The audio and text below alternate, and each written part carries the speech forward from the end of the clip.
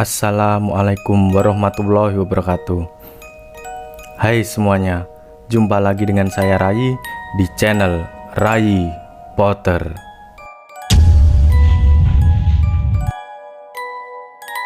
Cerita mistis yang akan saya bawakan kali ini berkisah tentang hantu ibu hamil.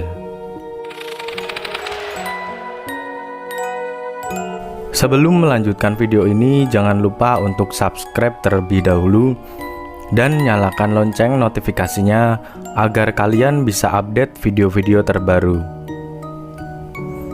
Baiklah, cerita mistis dimulai.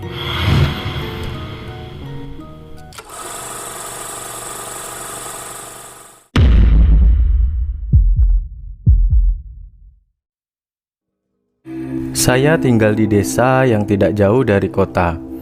Keadaan desa kami cukup ramai dan padat penduduk. Cerita mistis yang saya alami ini terjadi pada malam Jumat Kliwon. Waktu itu, saya di rumah sendirian. Karena ayah, ibu, dan adik sedang pergi ke rumah saudara yang ada di luar kota. Saya tidak ikut karena saya masih sekolah besoknya. Akhirnya, saya menghubungi dua sepupu untuk menginap di rumah. Kita bertiga, saya Andi beserta dua sepupu saya, Indra dan Ali, malam itu nonton TV bareng di ruang depan. Kebetulan waktu itu kita nonton acara TV horor, jadi suasana pun mencekam. Dan memutuskan untuk tidur bersama di ruang depan TV yang sudah tergelar kasur lipat. Waktu itu sudah jam 1 dini hari.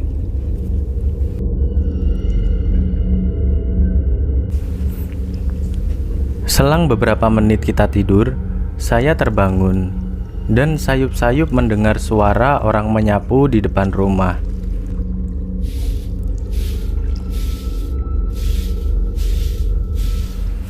Saya diam dan fokus mendengarkan suara itu, yang semakin lama semakin jelas. Karena penasaran, saya pun bangun dan mendekat ke jendela untuk mengintip. Di depan rumah tidak ada siapa-siapa. Di dalam hati saya berkata, "Kok nggak ada orang ya? Jelas-jelas tadi saya dengar suara orang menyapu. Mungkin hanya perasaanku saja."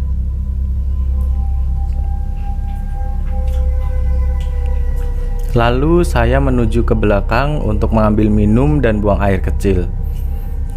Setelah saya dari kamar mandi, tiba-tiba terdengar suara timba air sumur di belakang rumah.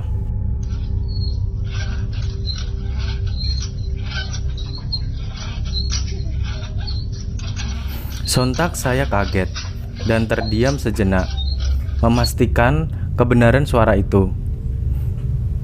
Akhirnya, suara itu menghilang. Diikuti suara air yang dituang ke ember.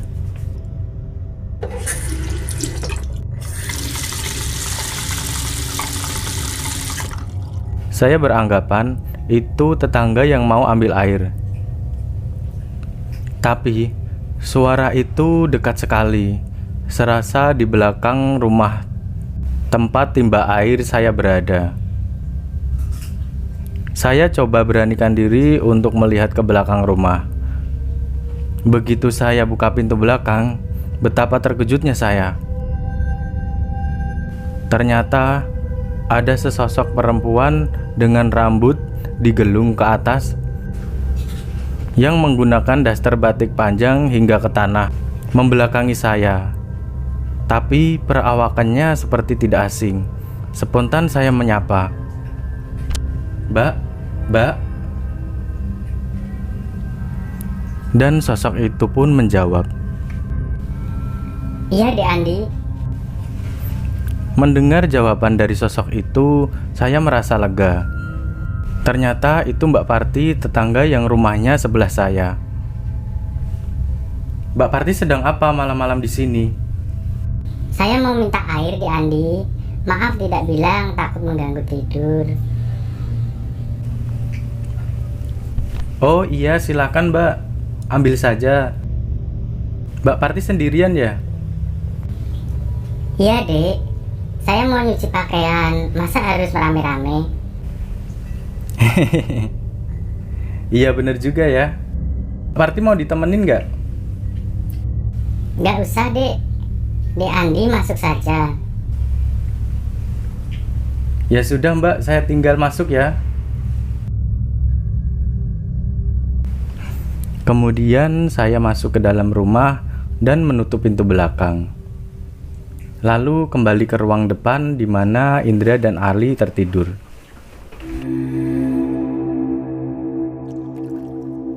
Beberapa saat saya merebahkan badan, Indra terbangun dengan kaget. Sepertinya dia mimpi buruk. Hah, kenapa Indra? Mimpi buruk ya? Iya An. Haus saya. Anterin ambil minum yuk. Masih kebayang-bayang mimpi yang tadi soalnya, jadi masih agak takut. Ah, kamu cuma mimpi aja takut. Saya pun mengantarkan Indra ke belakang buat minum. An, aku mau buang air kecil dulu ya. Tungguin loh. Ya udah, buruan. Sembari menunggu Indra yang berada di kamar mandi, saya berpikir untuk menengok Mbak Parti yang ada di belakang rumah. Setelah saya membuka pintu belakang, di sana sudah tidak ada Mbak Parti lagi. Lalu, kami berdua kembali ke ruang depan. Sesampainya di ruang depan, kita berdua kaget. An, Ali mana? Kok nggak ada? Iya, padahal tadi tidur di sini. Masa dia pulang? Ini kan masih jam 2. Ternyata Ali yang tadinya tidur di ruang depan bersama-sama tiba-tiba menghilang. Kita berdua kebingungan. Di tengah-tengah kebingungan itu, kami tiba-tiba mendengar suara orang menyapu di depan rumah.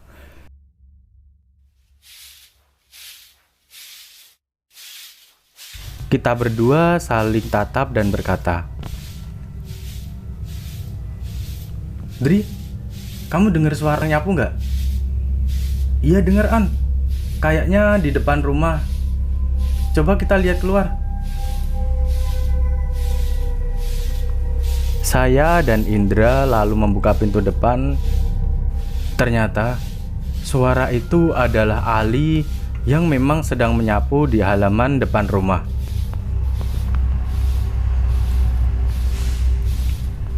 Ali, ngapain kamu nyapu malam-malam? Indra pun ikut menyahut. Iya nih, kurang kerjaan banget. Ali yang tadinya sedang menyapu, tiba-tiba jatuh pingsan. Spontan, kita langsung menghampirinya dan membawa masuk ke dalam.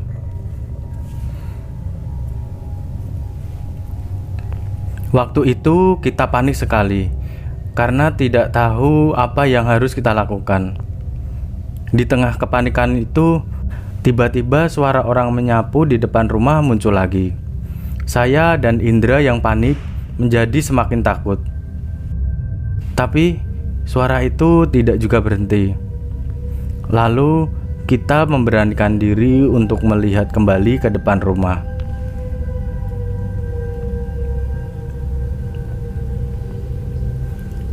Kali ini yang kita lihat adalah sosok Mbak Parti yang sedang menyapu, menghadap ke arah kita dengan kepala membungkuk. Mbak Parti, kok nyapu di depan rumah saya malam-malam begini? Mbak Parti yang tadinya membungkuk langsung menegakkan kepalanya, tepat menghadap ke arah kita, sambil tersenyum lebar dengan wajah pucat, serta tangan yang memegang perutnya yang sedang hamil.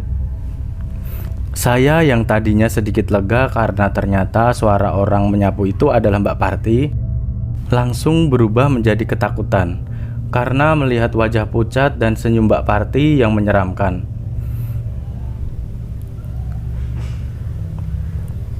Tanpa mengucapkan sepatah kata pun, Mbak Parti beranjak pergi keluar rumah halaman saya dan menuju ke rumahnya. Lalu kami pun masuk ke dalam rumah dan melihat Ali yang sudah tersadar dari pingsannya. Ali, kamu kenapa tadi tahu-tahu nyapu di depan rumah? Terus disamperin malah pingsan? Ngawur, orang dari tadi aku tidur kok. Kenapa kalian ini kok pucat keringetan kayak habis lihat hantu aja? Saya dan Indra yang mendengar perkataan Ali terdiam dan tidak menjelaskan apapun. Lalu kita pun melanjutkan tidur hingga pagi hari.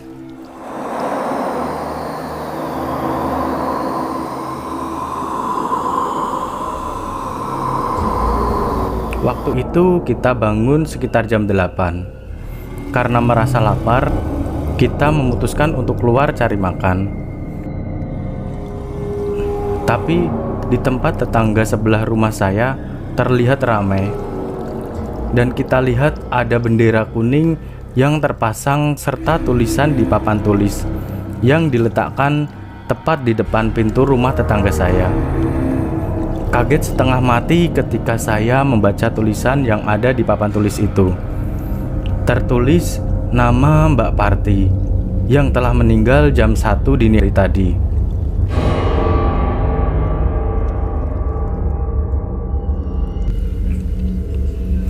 Lemas dan kaku seluruh badanku, serta berkeringat dingin. Para tetangga yang berada di rumah Mbak Parti pun ikut panik melihat saya yang lemas dan hampir pingsan. Waktu itu saya masih setengah sadar. Lalu dibawalah saya kembali ke rumah dan ditanyai oleh tetangga yang membantu membawa saya ke rumah. Dengan perasaan yang masih ketakutan dan ucapan yang terbata-bata, saya menceritakan semuanya. Semua kejadian yang saya alami bersama sepupu saya. Para tetangga terheran dan sempat mengira saya berbohong. Tapi ternyata yang ditemui oleh sosok Mbak Parti yang telah meninggal itu bukan cuma saya. Tapi tetangga depan rumah saya pun juga melihat sosok Mbak Parti yang berjalan dari rumah saya menuju ke rumahnya sendiri.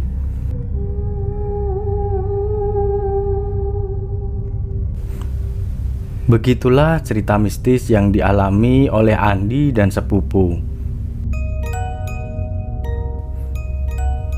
Terima kasih sudah menonton sekaligus mendengarkan video cerita mistis ini. Jika kalian suka, jangan lupa di like dan tinggalkan komen. Support terus channel ini agar bisa menayangkan cerita mistis yang lain. Cukup sekian video kali ini, sampai jumpa di video selanjutnya.